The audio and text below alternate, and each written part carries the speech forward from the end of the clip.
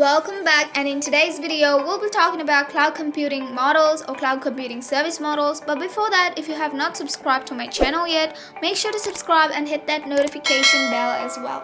Cloud computing services are broken down into three major categories: software as a service, platform as a service, and infrastructure as a service. These models offer increased abstraction. They are often portrayed as layers in a stack where infrastructure comes at the bottom, platform comes on top of the infrastructure layer, and software comes on top of the platform layer. But these need not be related. For example, one can provide the SaaS implemented on physical machines without using the underlying PaaS or infrastructure layers, and conversely, one can run a program on the infrastructure service and access it directly without wrapping it as a software as a service. Now let's go into software as a service model. So SaaS is basically the most common cloud service type because many of us use it on our daily basis, and this model makes software accessible through an app or a web server, and users can access SaaS applications and services from any location using a computer or a mobile device that has internet access. So basically you are consuming a service that is already been maintained and handled by someone else, and SaaS eliminates the need for installing applications on each of your computers, and it relieves you from the constant pressure of software maintenance, infrastructure management, network security, data availability, and all the other operational issues which are involved with keeping this application up and running it. And this does not need any hardware installation or management. Some SaaS programs are free, but many require a monthly or annual subscription to maintain the service. SaaS billing is typically based on factors including the number of users, usage time, amount of data stored, and the number of transactions processed. And the notable examples include Salesforce, Dropbox, Google Docs, include Google G Suite, and Microsoft Office 365. Now let's go into the benefits of SaaS. So SaaS is affordable as it eliminates the cost involved in the purchase, installation, maintenance, and upgrades of computing hardware. And with this software as a service model, you can access the service from anywhere using any device.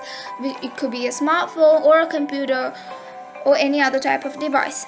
And you can quickly set up SaaS services so they become functional in no time, and all it takes is that you sign up for the service to get access to fast and powerful computing resources.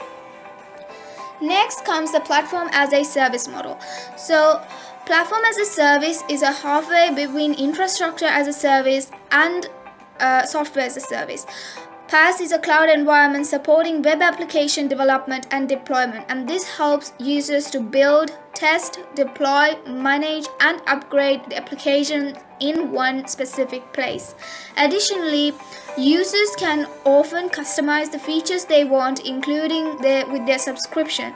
The entire resource offered in the form of servers, storage, and network are manageable either by the company or platform provider. And the common examples include Windows, Azure, Google App Engine, AWS, Elastic Beanstalk, and many more.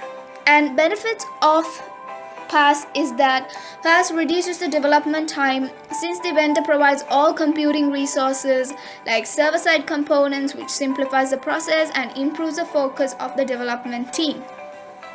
And the second one is that PaaS offers support for multiple programming languages, which a software development company can utilize to build applications for different projects.